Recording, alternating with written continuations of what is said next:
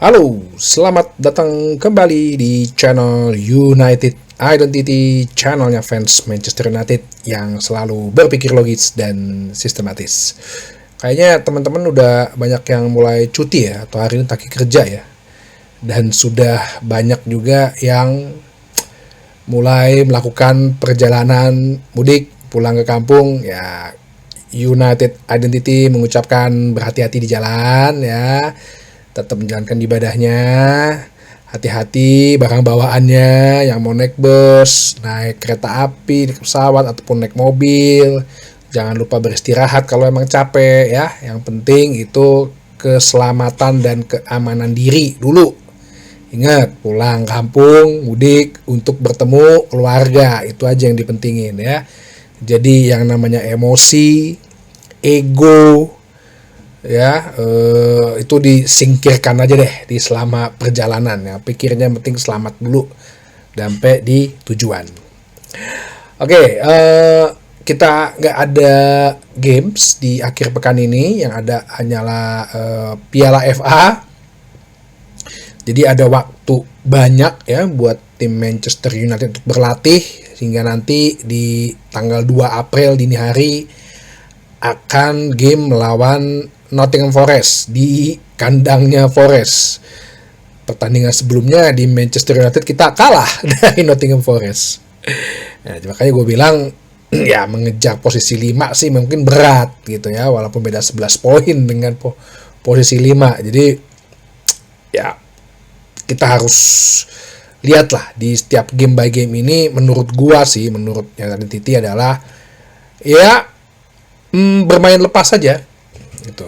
Omen Amorim bermain lepas saja. Mungkin lebih difokuskan ke Europa League seperti banyak yang fans pengenin gitu kan, inginkan gitu. Gak apa, bermain lepas. Ya mungkin akan banyak bongkar pasang di ya, banyak percobaan ya. Pemain-pemain yang mau pergi dikasih kesempatan gitu. Pemain-pemain yang baru cedera juga coba dikasih kesempatan gitu ya. Bukan menganggap remeh ya, tapi ya bener-bener pre-season lah, seperti gue bilang, pre-season lah ini kita sampai akhir musim ini di Liga Inggris. Kemarin gue sempet kasih info mengenai remaja Inggris yang diincar oleh Manchester United, yaitu Tyrell Dibling.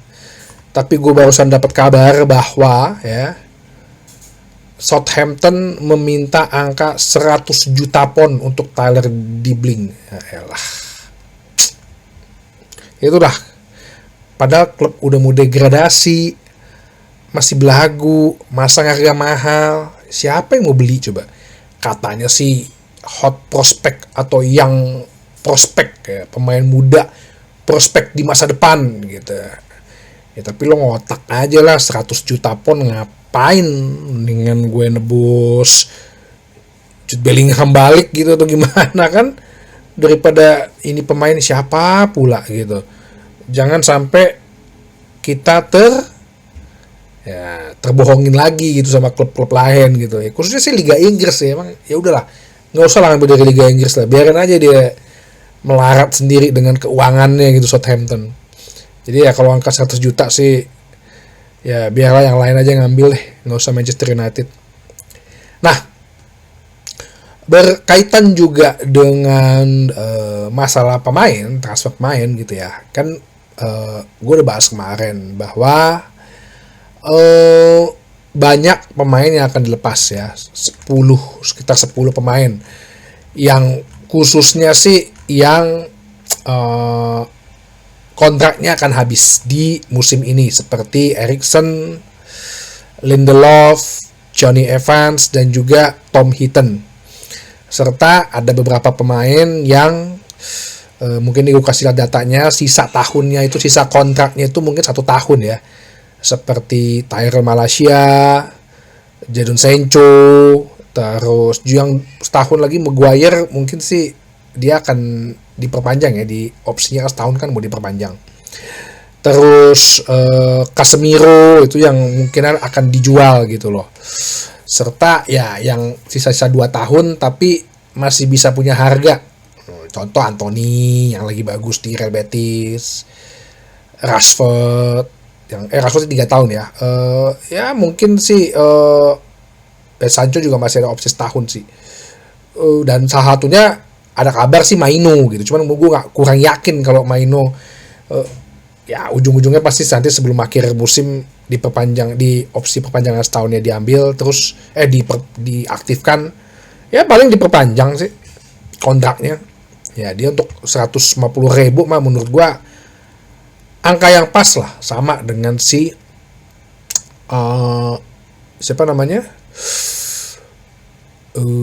Amad Diallo. Nah, jadi dengan banyaknya pemain yang saat ini keluar, itu sangat membantu khususnya di masalah keuangan. Yang paling penting itu adalah di masalah beban gaji ya. Dulu kan si Ratcliffe itu bilang bahwa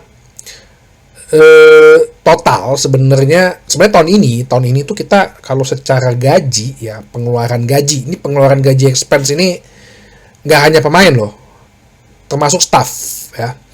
Sebenarnya kita udah turun ya. Dari mulai awal musim ini kita udah turun. Di sekarang ini udah peringkat 3 lah. Sekitar 364,7 juta pon ya. Beban gajinya kita. Yang dimana waktu itu Jim Ratcliffe bilang sekitar 250 jutanya adalah beban gaji pemain, sehingga sisanya itu 115 juta itu beban gaji karyawan. Ya, setelah ini kan akan dikurangin ya dengan pengurangan.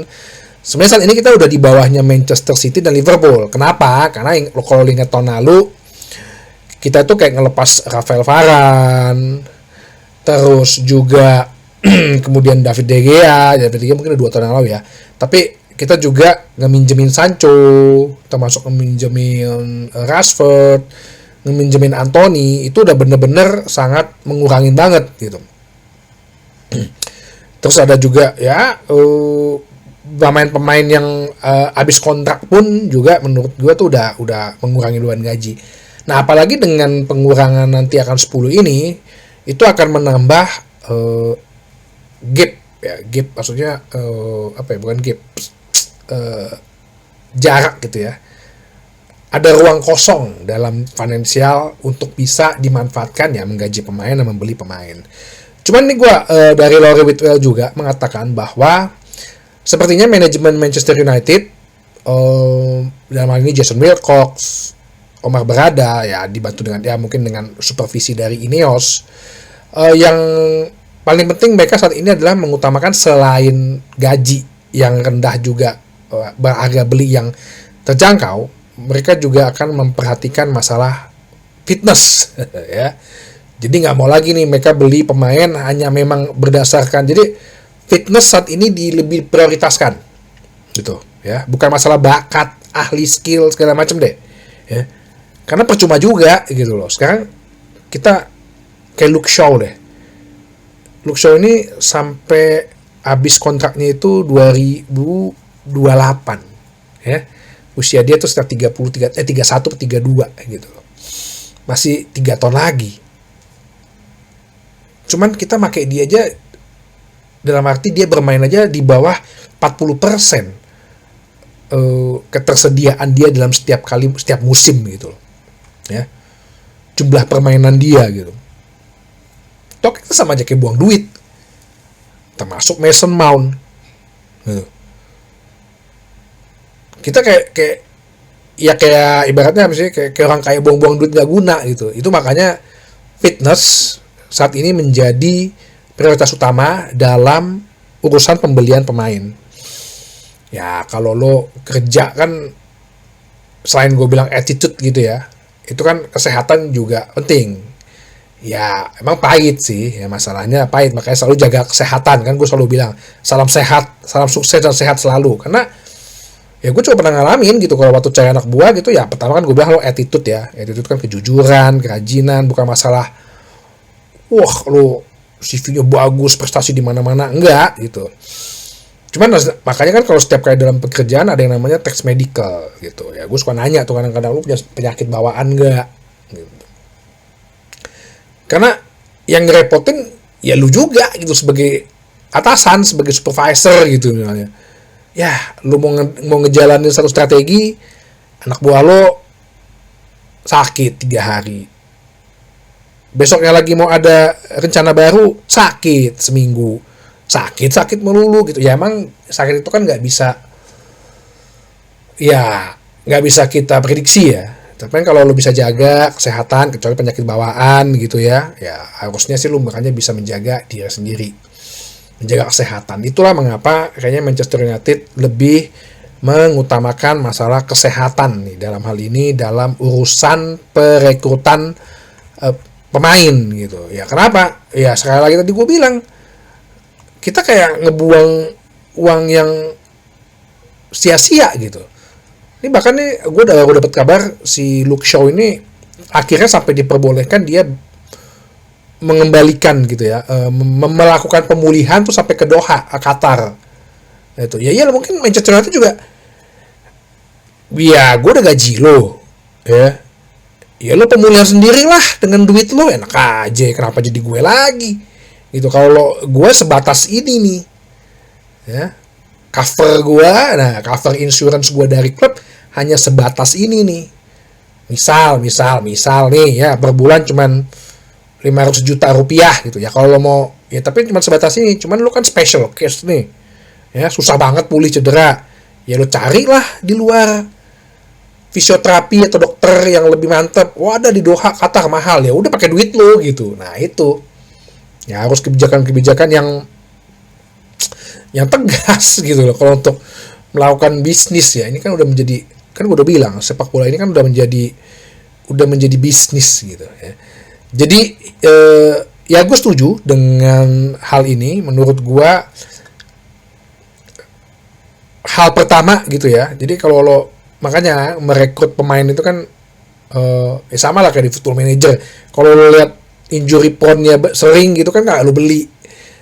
Jadi nggak hanya harus soal ya dia pasti bakal mengerti sistemnya ya, tapi dilihat juga fitness levelnya sampai mana gitu ya kan ada yang bilang dia bisa aja diumpetin kesehatannya kayak Chelsea gitu misalnya dengan Mason Mount. Ya bisa ya.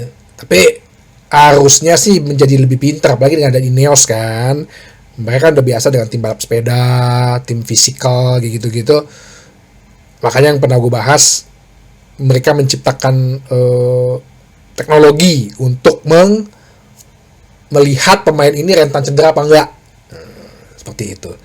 Oke, jadi itu aja dulu bahasan kali ini. Kita masih belum ada pertandingan, tapi pemain-pemain juga sudah balik. Terakhir tuh Manuel Ugarte ya, yang baru menghadapi Uruguay di Bolivia. Nah, tuh Bolivia tuh ada tuh videonya tuh pemain Uruguay sampai pakai oksigen. Nah, bahayanya kalau timnas kita sampai ke babak 5 tuh itu tuh bisa diadu sama benua lain ya, tapi sih mainnya di ini sih, di netral sih ya. Itu bahayanya di situ. Jadi bisa mengganggu tuh pernafasan. Nah, Ugarte doang yang terakhir sih akan balik ke Carrington. Oke, jadi itu aja. Sampai ketemu lagi di bahasan berikutnya di channel United Identity, channelnya fans Manchester United yang selalu berpikir logis dan sistematis. Terima kasih.